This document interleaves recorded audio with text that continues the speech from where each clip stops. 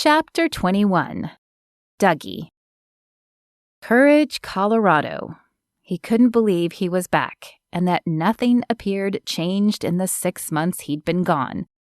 Downtown looked exactly the same, except for the few flyers he could see taped on a few lampposts. Micah had informed him these were popping up more often. Flyers of people in the community that a small group wanted boycotted. He stepped closer to inspect one and blinked. Was that Holly?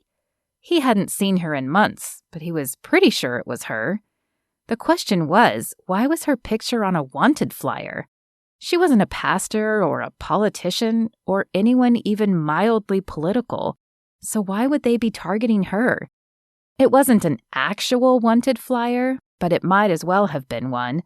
The flyer featured a picture of Holly with information about why she was being boycotted underneath. He scanned the words. Reproductive health.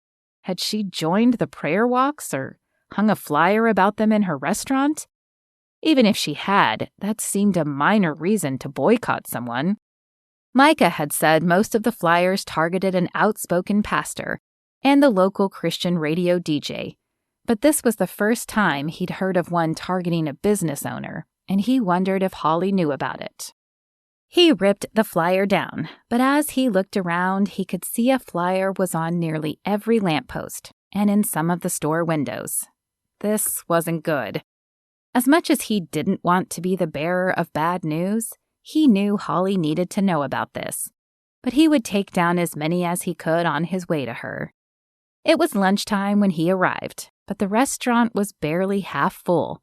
He'd never seen it so empty, which probably meant she was getting more fallout than just flyers. "Hello, one for lunch?" a pretty blonde asked him as he scanned the area for Holly. The woman in front of him had a friendly smile, but there was a tenseness to her expression, as if she were afraid he was going to yell at her. "Actually, I'm looking for Holly. Is she in?" The woman shook her head, but he could tell from the shift of her eyes that she wasn't telling the truth. "Will you tell her Dougie is here and I'd like to talk to her? I think she'll want to talk to me, and if not, then I'll have lunch." He'd already eaten, but it was clear Holly's restaurant could use the business, so he'd order something to go if he had to. The woman pursed her lips for a moment, but finally nodded. "I'll be right back." She disappeared into the kitchen, but he barely had time to look around before she was back and motioning for him to follow her. Holly sat at her desk in the back office, looking as beautiful as ever, but more defeated than he'd ever seen her. Dark circles lined her eyes when she looked up at him and motioned him in. "Dougie, what are you doing here?"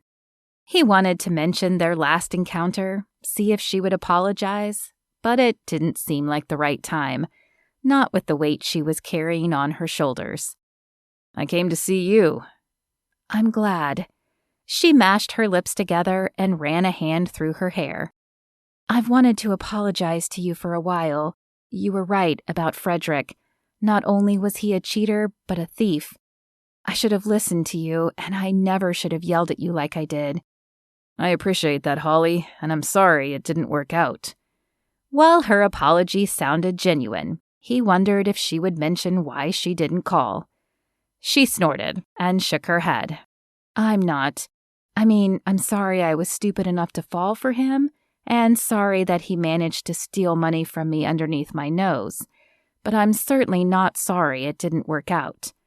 Her gaze slid to the side, and she shifted in her seat. "I'm also sorry I didn't try to track you down after you left to apologize. I was embarrassed and didn't know if you'd want to hear from me.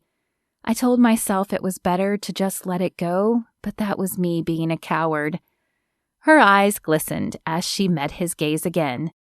"Can you forgive me?" Dougie fought the urge to pull her into his arms. It was clear she was in need of comfort, but he wasn't sure she would accept it from him yet. "Of course, and to be honest, I should apologize to you as well. The way I left was cowardly. I should have said goodbye, and I heard about Frederick a few weeks later, but I wasn't sure if I should contact you or not. I guess we both took the easy way out." She smiled softly at him, and the silence stretched out between them. I don't blame you, but thank you for the apology. So how have you been? Better than you, I see, he said, sitting in the chair across from her. He placed the only flyer he'd kept on her desk. I just saw this downtown. You want to tell me what's going on? Holly glanced at the flyer and shook her head.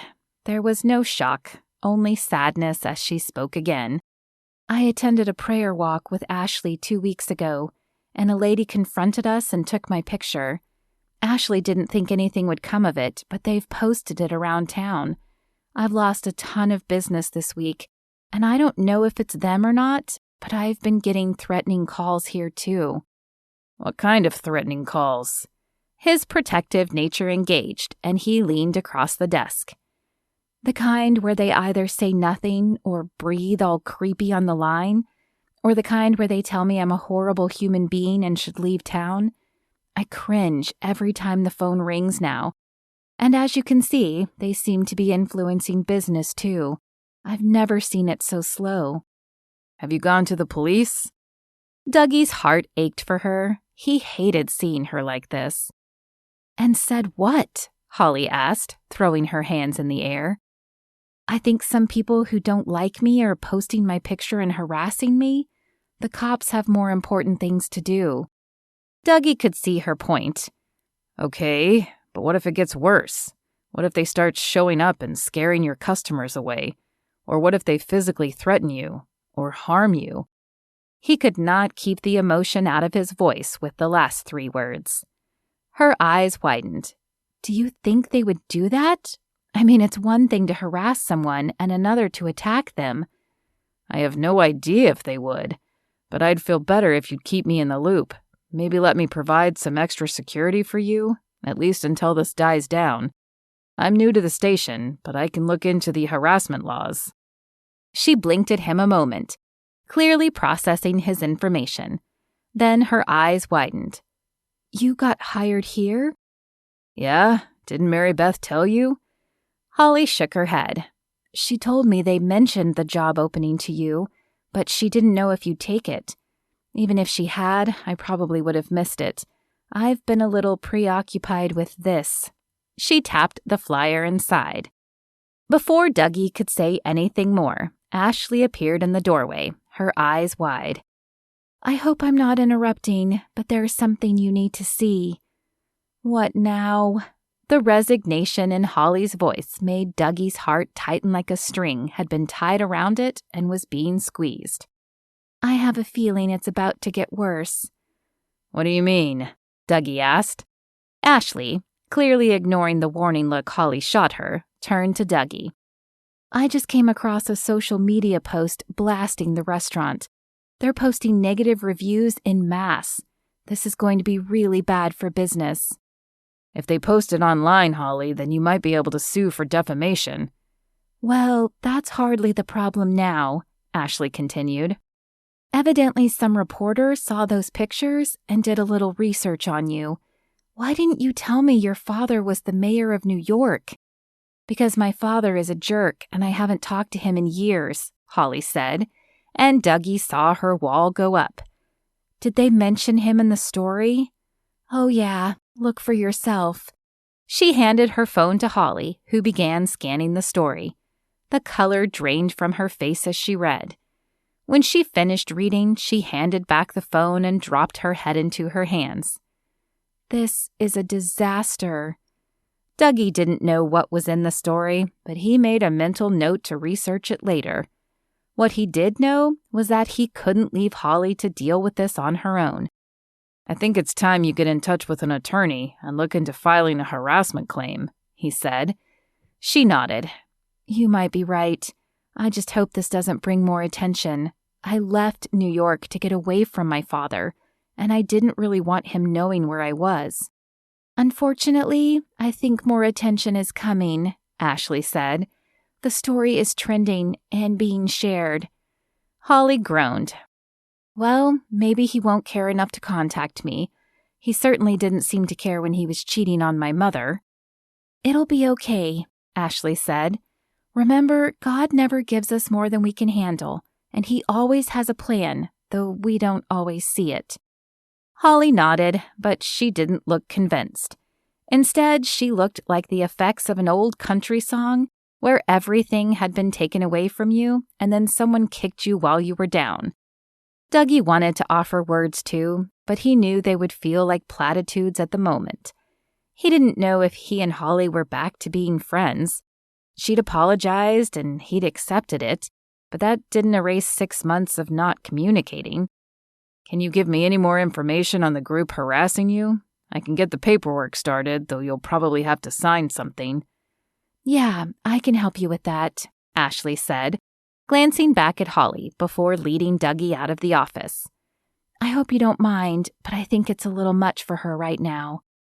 "I understand. I just want to help her out."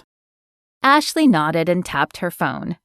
"This is all we have to go on. I don't even know if this is the woman who took our picture, but maybe you can do some digging to see who she is and who else is sharing this post.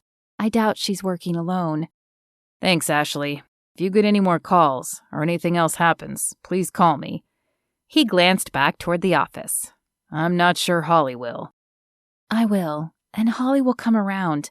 She wasn't expecting to see you, but she still cares. A lot. Don't give up on her." "I won't."